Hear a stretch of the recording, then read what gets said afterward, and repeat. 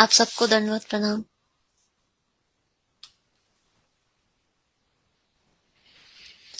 Okay, सो आज हम अ, गुरु वाष्टकम की थर्ड और फोर्थ वर्सेस करेंगे। तो जस्ट टू रिवाइंड, हमने पहली दो वर्सेस करी थी।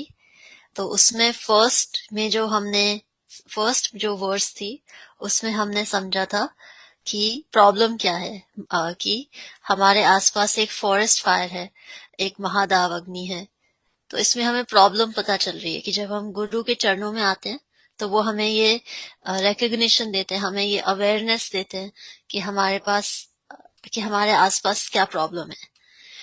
जब फिर हम दूसरी वर्स पे जब आए थे तो हमें उन्होंने सोल्यूशन दिया था, उसका आंसर दिया था कि हम क्या कर सकते हैं।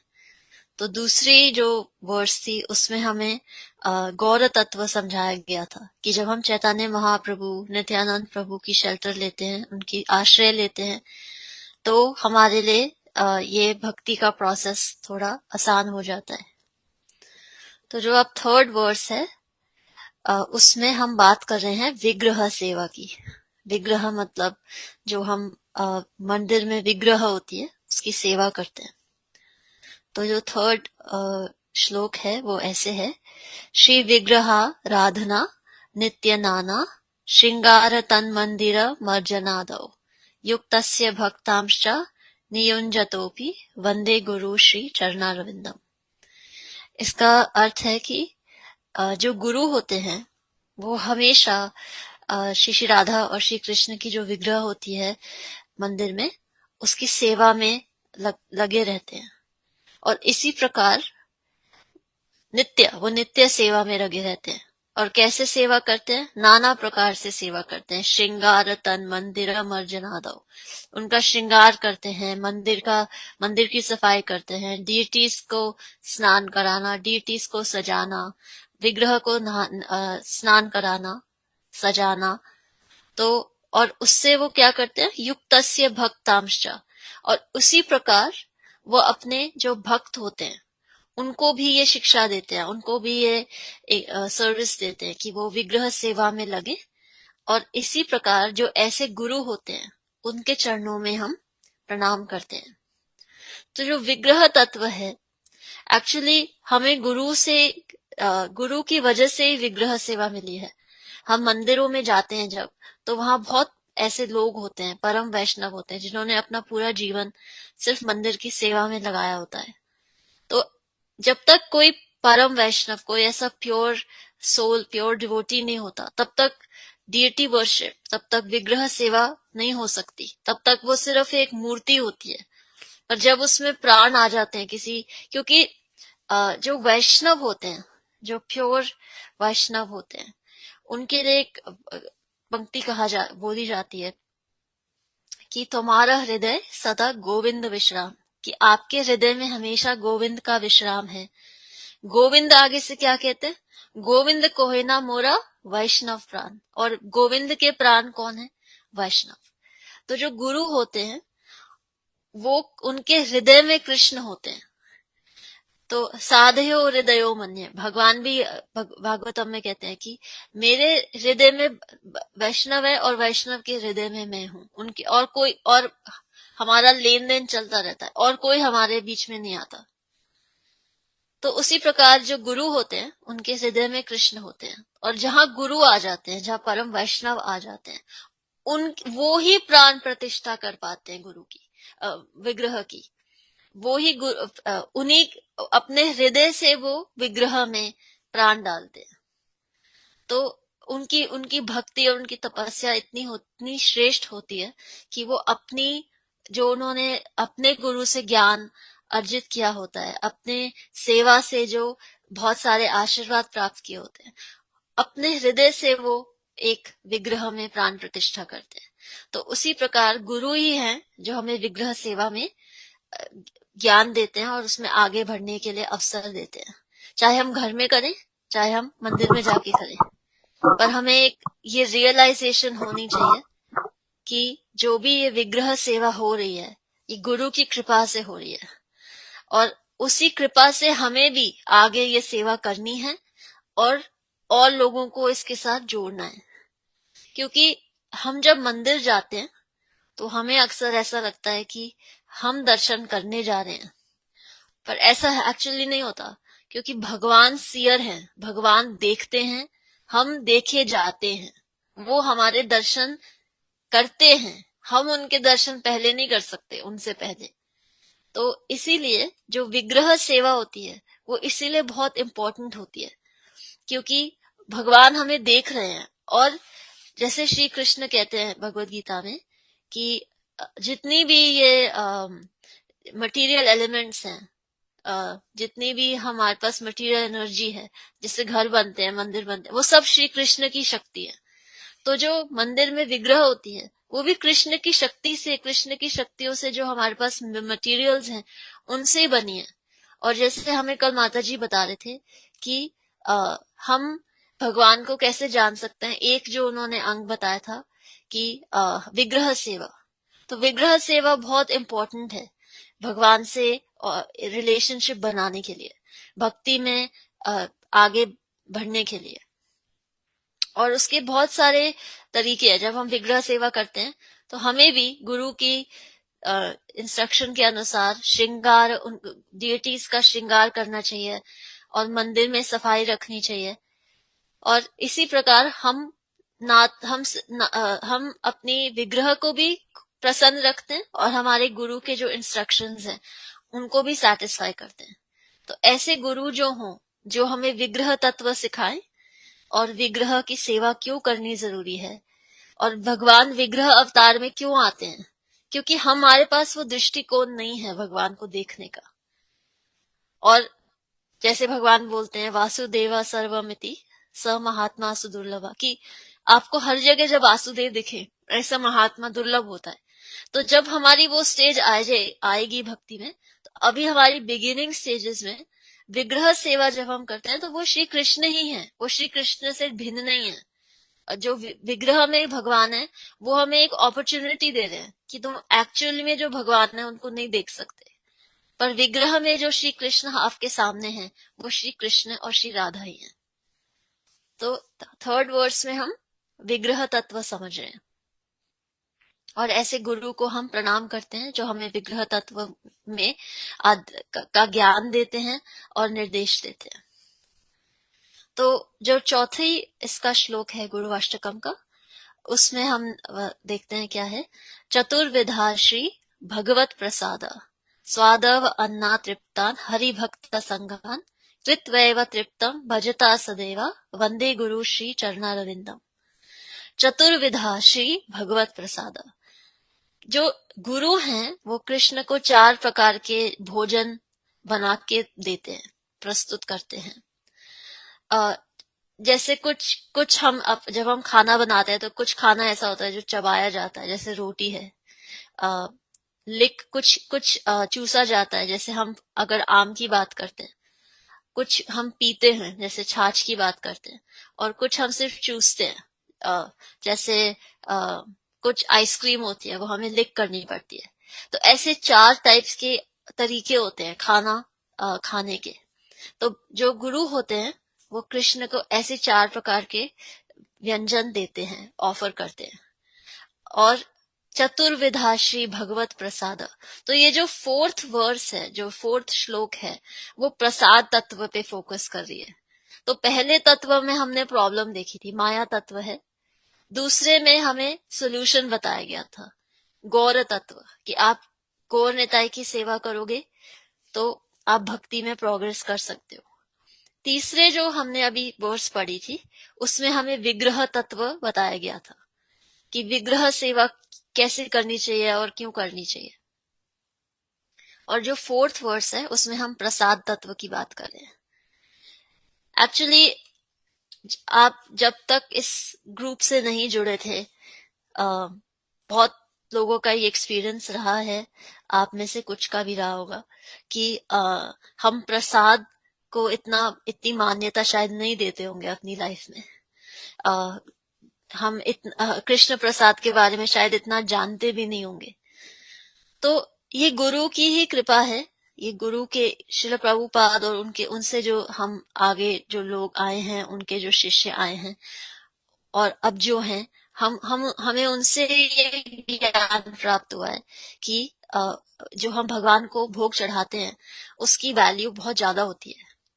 जो हम अभी प्रसाद मंत्र पढ़ रहे थे उसमें क्या लिखा था, पहला जो पंक्ति थी, महाप्रसादे गोविंदे नाम ब्रह्मणि वैष्णवे स्वल्प पुण्य वतम राजन विश्वासो नैव जायते। स्वल्प पुण्य, जिस व्यक्ति ने अपने जीवन में बहुत कम पुण्य किया होता है, स्वल्प बहुत कम पुण्य किया होता है, उस व्यक्ति को महाप्रसाद में, गोविंद के नाम में और वैष्णवों में उनके अंदर कभी श्रद्धा जागृत नहीं होती। पर श्री कृष्ण आगे जब हम प्रसाद प्रेयर पढ़ते हैं तो उसमें क्या आता है कि तार मध्य जीवा अति लोभमय सुदुर्मति, कि जो ये जीव है, ये हमारी इंद्रियों में से जितनी भी इंद्रियां हैं उसमें से जीव ऐसी है लोभमय सुदुर्मति कि इसको कंट्रोल नहीं कर पाते, इसको कंट्रोल करना बहुत मुश्किल है, और इस वजह से हम और ज्यादा इस संसार में इंटैंगल होते हैं, फंसते जाते हैं। और फिर आगे क्या आता है प्रेयर में, कृष्ण बड़ा दयोमय कोरी बारे जीवा जय। पर कृष्ण ऐसे हैं, वो बहुत काइंड हैं, वो करुणा निधान हैं। वो क्या कर रहे हैं, वो हमें बता रहे हैं कि आप अपनी जीभ को कैसे कंट्रोल में ला सकते हो। स्वप्रसाद अन्न दिलो भाई, जो भगवान का प्रसाद है आप सिर्फ वो ही ग्रहण करो, आपको हर प्रकार से सैटिस्फैक्शन मिलेगा। जैसे श्री कृष्ण बांसुरी बजाते हैं तो बांसुरी उनके अधर बोलते हैं, लिप्स को छूती है तो उसमें से बहुत सुंदर नोट्स निकलते हैं, बहुत सुंदर राग निकलती है, और सारे वृंदावन के वासी गोपियां खींचे चले आते हैं उनके पास। तो जो हम भोग लगाते हैं भगवान जी को, वो भी भगवान के लिप्स को छूता है, और वो चीज जब हमें खाने को मिलती है तो हम अलग अलग व्यंजनों की जो टेस्ट्स हैं उनको अप्रिशिएट कर पाते हैं। जैसे रोटी का अपना टेस्ट होता है, सब्जी का अपना टेस्ट होता है, हलवा अपना एक टेस्ट होता है। तो इस प्रकार जो भी श्री कृष्ण से हम चीज जोड़ते हैं वो सुंदर हो जाती है, वो डिलिशियस हो जाती है। और श्री कृष्ण खुद बोलते हैं भगवत गीता में, पुष्णामी चौषधि सर्वा सोमो भूत्वा रसात्मका, कि मैं ही, जो मून आप देख रहे हो स्काई में, वो मैं ही हूं। और मैं क्या कर रहा हूं, सोमो भूत्वा रसात्मका, जितनी भी वेजिटेबल्स हैं उनको मैं जूस दे रहा हूं, रसात्मका, वो जूस मैं हूं। तो हम जो भी हमें खाने के लिए दे रहे हैं भगवान, वो भगवान की एनर्जी ही है। तो जब हम भगवान की एनर्जी को भगवान से नहीं जोड़ते तो वो रावण मेंटालिटी होती है। जैसे उनको सिर्फ सीता चाहिए थी, उनको श्री राम नहीं चाहिए थे। और शूर्पणखा मेंटालिटी दूसरी होती है कि मुझे राम चाहिए पर सीता नहीं चाहिए। तो जब हम भगवान की जो फूड है, जो हमें खाना मिल रहा है, वो भगवान की एनर्जी है। और इस टाइम में जब जहां जहां इस करंट टाइम में जहां हम रह रहे हैं, अभी हम आए दिन सुनते हैं कि बहुत सारी जो वॉर जहां पे हो रहे हैं मिडिल ईस्ट में, वहां पे स्टारवेशन हो रही है, भूखमरी हो रही है। तो हम बहुत फॉर्चुनेट हैं कि हमें सिर्फ खाना ही नहीं मिल रहा, हमारे पास अपॉर्चुनिटी है कि वो खाना हम भगवान को ऑफर करें और फिर खाएं।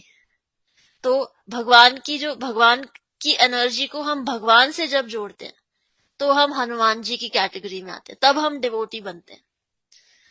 और तभी हमारे अंदर वो कॉन्फिडेंस आता है ये कहने का कि जब माँ सीता पूछती हैं हनुमान जी से कि जब वो लंका में उनसे मिलते हैं कि आप कौन हो, तो वो ये नहीं बोलते मैं पवन पुत्र हनुमान हूं, या वो अपना बलशाली रूप एकदम से नहीं दिखाते उनको, क्योंकि उनकी आइडेंटिटी उनको पता होती है। उनको जो हम बोलते हैं ना, हमारी कॉन्स्टिट्यूशनल पोजीशन, हमारी जो रियल आइडेंटिटी, हमारा स्वरूप, वो हनुमान जी को पता होता है। तो वो क्या बोलते हैं, रामदूत मैं मातु जानकी सत्य सपथ करुणा निधान की। हे माँ जानकी, मैं रामदूत हूं, सत्य शपथ, मैं करुणा निधान श्री राम की कसम खा के कहता हूँ, मैं उनका दूत हूँ। तो हम भी उनके दूत हैं, और उसकी एक रिस्पॉन्सिबिलिटी क्या होती है, जो भी हमारे पास एनर्जी है भगवान की, पैसा है, खाना है, वो सब भगवान से जोड़ना।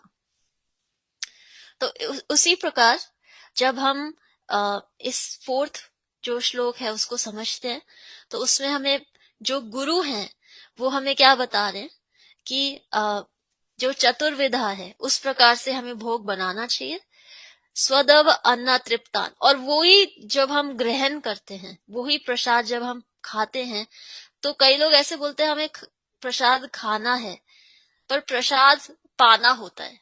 We don't eat prasad, we honour prasad. So प्रसाद मिल रहा है हमें, हम पा रहे हैं, हम खा नहीं रहे हैं। तो जब हम भगवान का प्रसाद खाते हैं तब हमें तृप्ति होती है, तब हमें रियल फुलफिलमेंट तब होती है। इनफैक्ट श्री कृष्ण का प्रसाद ही ऐसा नहीं है जो बहुत फुलफिलिंग है। कृष्ण भगवान की कोई भी पास टाइम्स है, कोई उनकी विग्रह है, उनकी क्वालिटीज हैं, उनकी कथाएं हैं, वो सब सुंदर हैं। उनका प्रसाद है वो भी सुंदर है। जब नैमिषारण्य में ऋषिगण बैठे होते हैं तो वो भी उनकी कथाओं के लिए क्या क्या बोलते हैं, वो उनके लिए बोलते हैं, वयम तू ना वित्प्यामा उत्तम श्लोक विक्रमे यत शुण्वताम रसा ज्ञानम स्वादु स्वादु पदे पदे। कि मैं हम कभी थकते ही नहीं है भगवान श्री कृष्ण के बारे में भगवान श्री कृष्ण की कथाएं सुनने में। और जिनके अंदर ये टेस्ट आ जाता है, स्वादु स्वादु पदे पदे, उनको ही पता चलता है कि असली जीवन का स्वाद क्या है। तो सिर्फ भगवान का प्रसाद स्वाद नहीं होता, भगवान से जुड़ी हर चीज स्वाद हो जाती है। तो इसलिए जब हमें गुरु ये निर्देश देते हैं कि आप चतुर्विधा श्री भगवत प्रसाद, ऐसा क्योंकि जब आपने विग्रह सेवा करी है तो आप विग्रह को कुछ ऑफर करोगे। तो जब आप चतुर्विधा श्री भगवत प्रसाद, और वही प्रसाद आप ग्रहण करते हो स्वदव अन्ना तृप्तान हरि भक्त संगान, भक्तों के साथ, तो गुरु कैसा महसूस करते हैं, कृत्वैव तृप्तम भजता सदैवा। ये देखकर जो गुरु होते हैं ही फील्स वेरी डिलाइटेड, उनको बहुत खुशी होती है कि हम ऐसा कर रहे हैं, हम भगवान की विग्रह सेवा कर रहे हैं, भगवान को भोग लगा रहे हैं, और दूसरे भक्तों के साथ बैठ के हम प्रसाद ग्रहण कर रहे हैं। ऐसे गुरु के चरणों में हम प्रणाम करते हैं, वंदे गुरु श्री चरणारविंदम। तो जब हमने फर्स्ट श्लोक जब पढ़ा था कि हमें प्रॉब्लम क्या पता चली थी, महादावग्नि, कि हमारे जीवन में एक महादावग्नि है। तो जब हम गुरु के कांटेक्ट में आते हैं तब हमें ज्ञान होता है कि यहाँ पे एक महादावग्नि है। तो महादावग्नि का सबसे इजीएस्ट तरीका क्या होता है आग बुझाने का? हमारे जो मटेरियल लाइफ में जो आग लगी है उसका सबसे फर्स्ट और सबसे इजी स्टेप क्या हो सकता है? ऑफ कोर्स आप भक्ति में आए हो, विग्रह सेवा करो, नाम चैंट करना चाहिए, आप जिस भी कला में आपकी मास्टरी है उसको आप एक्सप्रेस कर सकते हो। पर खाना आप हमेशा खाओगे, हर मील में खाओगे, कुछ ना कुछ खाओगे, तो वो आप श्री कृष्ण को ऑफर करके खा सकते हो। तो आप प्रसाद जब ग्रहण करते हो, आप भगवान की एनर्जी को जब भगवान को ऑफर कर देते हो, तो आपको बहुत आसानी हो जाती है भक्ति में प्रोग्रेस करने के लिए। और इसीलिए जब हम प्रसाद प्रेयर बोलते हैं तो हमें समझ में आता है, तार मध्य जीवा अति, ये जीव को कॉन्कर करना, जीव से जीतना बहुत मुश्किल है, ताकि जेता कठिन संसार है। और ऑलरेडी महादावग्नि है, तो महादावग्नि में हम अपने आप को और ना फंसाएं, तो हम क्या कर सकते हैं, कृष्ण भगवान को प्रसाद अर्पित कर सकते हैं। और जीभ जो है हमारे इंद्रियों में जो है, जितनी भी हमारी 5 इंद्रियां हैं उसमें से जीभ जो है वो सबसे स्ट्रॉन्ग, सबसे बलशाली मानी गई है। तो उसको जीतने के 2 उपाय हैं जो चैतन्य महाप्रभु बताते हैं, chanting and honouring Prasad. So that हमारे लिए वो बहुत आसान कर देते हैं हमारे प्रोसेस को। So thank you. Hare Krishna. आप सबको दंडवत प्रणाम।